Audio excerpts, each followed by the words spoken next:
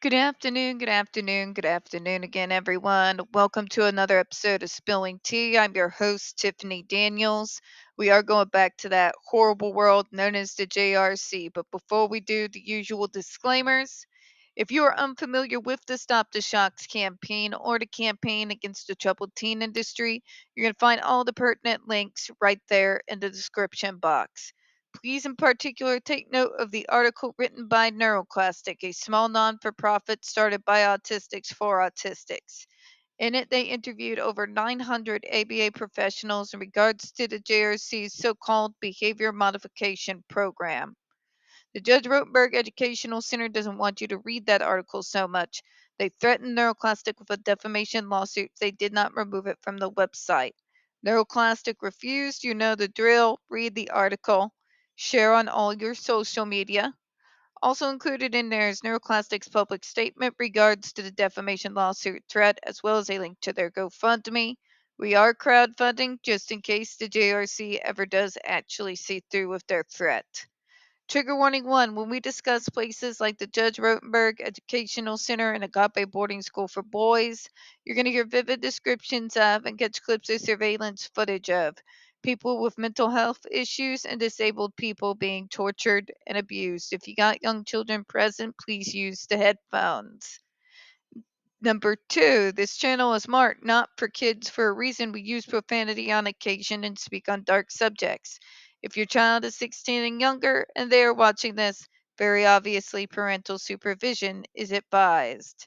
Again, I apologize for my rather shabby appearance, but in my defense, I literally just got up from the desk and got off of work. I'm extremely tired, and particularly a special level of brain mush going on at the moment. Okay. Uh, I hate days where you have like a good long time period and suddenly back to back queue and it empties and then it's slow for another 2 to 3 hours and yeah, it's obnoxious. All right. So where we left off. The FDA acknowledges that in 1994, the FDA found an earlier model of one of JRC's GED devices substantially equivalent to predicate aversive conditioning devices.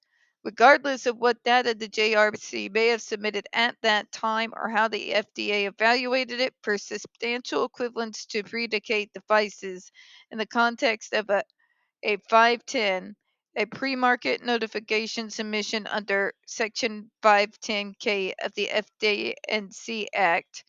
We are not bound by such a banning proceeding under the section of 516 FD&C Act. In order, folks, what they're saying is we consider all information. We treat none of the information we are provided with any form of partiality. The idiotic idea that somehow the FDA and everybody's caving because of the almighty neurodivergent movement do not have any form of a concept of what reality is. Just just saying, for the love of God.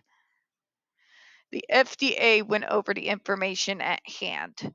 The JRC's so-called data provided was dismissed because it's literally biased data. Had it been an actual study with data from somebody else that had no connection to the JRC, the FDA may have given them, a little bit more respect. But here we are. To ban a device, we consider all data and information. The past 25 years since the clearance of the GAD have yielded valuable data, analyses, and experience with ESDs for SIB or AB, as well as in advances in science and medicine. This is just a whole bunch of political fluff, folks. What I mean by that is it's a way of not calling out ableism, in my opinion. What I'm trying to say here in regards to that, to sit there, but it should change because it advances in medicine. It shouldn't have been done in the first place. Sherlock, for the Yeah. Yeah. Good.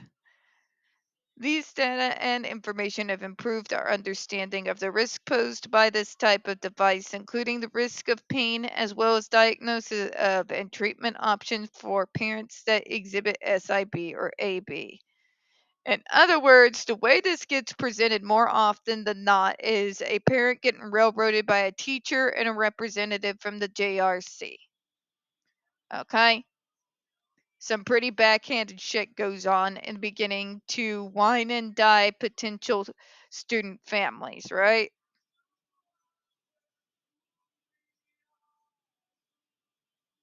It's but the idea that we must treat self-injurious or aggressive behavior by committing